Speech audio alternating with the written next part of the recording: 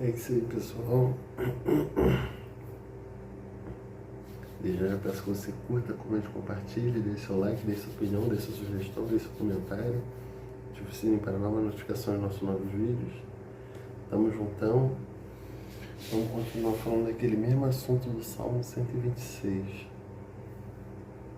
Agora falando sobre outras questões dentro do enredo dessa história. É interessante que Daniel ele propõe no seu coração de não se contaminar com os manjares do rei, né? Nabucodonosor. Alguns colocam, né, alguns teólogos, alguns historiadores colocam que ali o rei ele dava restos de comida para eles. Outros falam que eram os manjares do rei, mas eram restos de comida.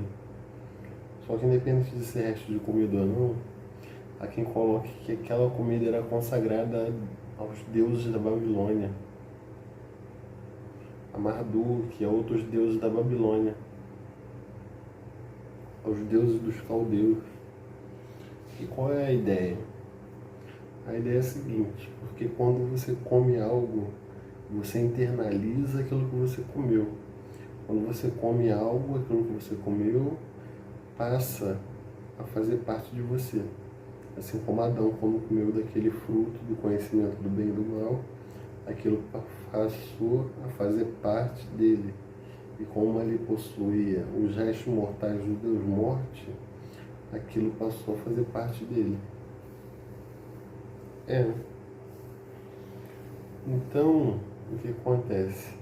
Então Daniel ele não queria que essa consagração a esses deuses, esses filhotes de Terron, esses terrões, filhotes, o Terron se manifestando, né, de outras formas, que a natureza abissal desses deuses abissais, que isso fizesse parte dele. Então, ele não queria, vamos dizer assim, se contaminar. Ele não queria comer essa comida consagrada a esses deuses estranhos, a esses deuses do Deus abissal, do Deus do abismo. E aí ele passa a comer outras coisas mais saudáveis, e que no final das contas ele viu melhores resultados do que os demais, porque ele se encontrava mais forte, mais excelente, com intelecto até superior aos demais, graças a uma boa alimentação. E a gente precisa ter uma boa alimentação, né? Até porque a Bíblia fala que o nosso corpo é templo do Espírito Santo. E vemos outras passagens mais, né? Que a posição deles ali foi sensacional. Como Sadraque, Mesaque e Abednego, quando tocasse a música era para todo mundo se ajoelhar e eles não se ajoelharam. Deus deu coragem ali, Deus deu condições para poder eles tomarem essa decisão, tomarem essa posição e serem honrados. Depois você vê, né, que o próprio Nabucodonosor vai glorificar o Deus de Israel. E quem não se prostrasse perante a estátua seria lançado na fornalha de fogo. Interessante que eles foram e não foram queimados. E até os homens mais fortes da Babilônia que estavam lá em cima foram queimados e morreram. Aí a gente também tem aquele episódio dos sátrapas, né, dos presidentes, que tentaram tramar contra Daniel, mas até o rei, né, ele ora. Eu já falo que a oração não justa ela pode muito em seus efeitos. E é isso aí, né? E o leão não comeu Daniel, porque o leão da tribo de Judá estava com Daniel.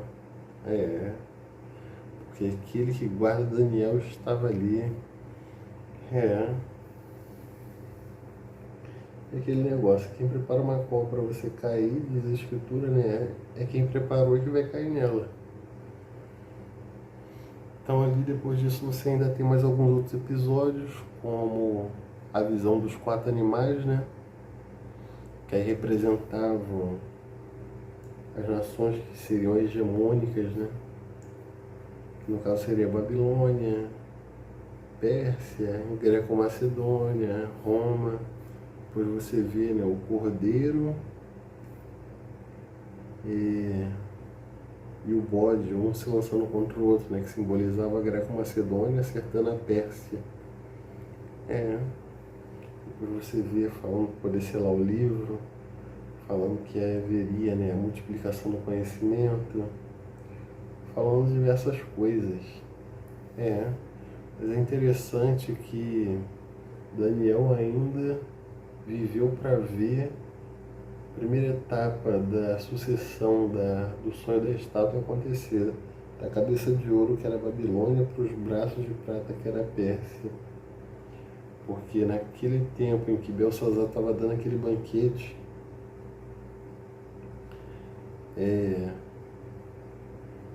os babilônicos se encontravam desprevenidos. E os persas se valeram disso, porque os babilônicos se encontravam desprevenidos e eles aproveitaram a oportunidade para poder entrar lá. E o próprio Ciro, né, o Ciro II, Ciro o Grande, também acaba dominando ali os medos. Se aproveita para poder entrar lá, entram, saem matando, saem fazendo a limpa, saem dominando. E você vê, né, que o próprio Deus, pela Bíblia, chama Ciro de ungido, né? Alguns colocam eles como uma espécie de Messias, né? Messias significa ungido. E geralmente quem é ungido para uma finalidade, né? Porque ninguém é ungido à toa. Porque a unção está ligada a um brilho, né? A uma capacidade sobrenatural dada por Deus para alguém fazer aquilo que geralmente ninguém consegue fazer. Diz alguns estudiosos que o Império Persa era mais fraco do que o Império Babilônico. Mesmo assim eles venceram, né?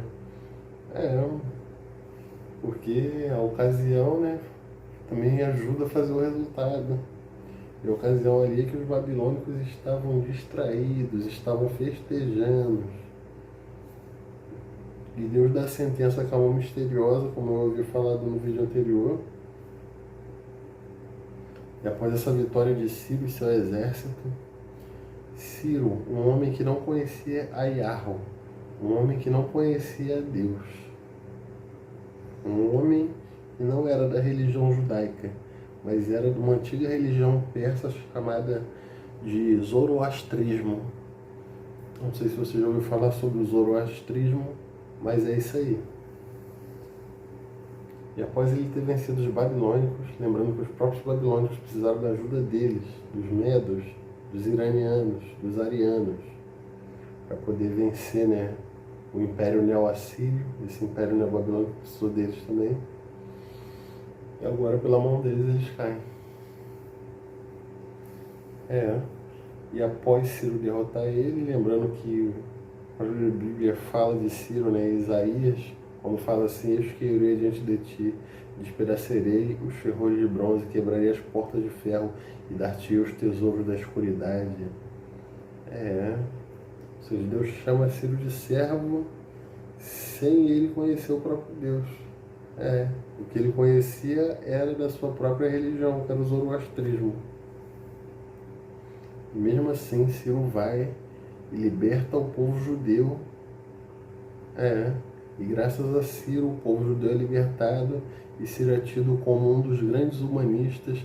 Lembrando que o celeiro de Ciro está lá hoje no Museu Britânico, e é a partir de Ciro que se conta a história, né, de que por ali, pelo celeiro de Ciro também, né, começa a base ali dos direitos humanos, porque ele dominava, mas ele respeitava a cultura, ele respeitava a religião do seu próximo.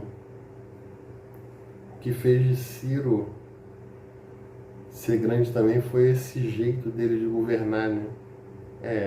Deus usou as coisas loucas desse mundo para confundir as sábias. Deus usou um homem que não conhecia ele para poder o nome dele ser glorificado e o seu povo ser libertado. É isso aí, pessoal.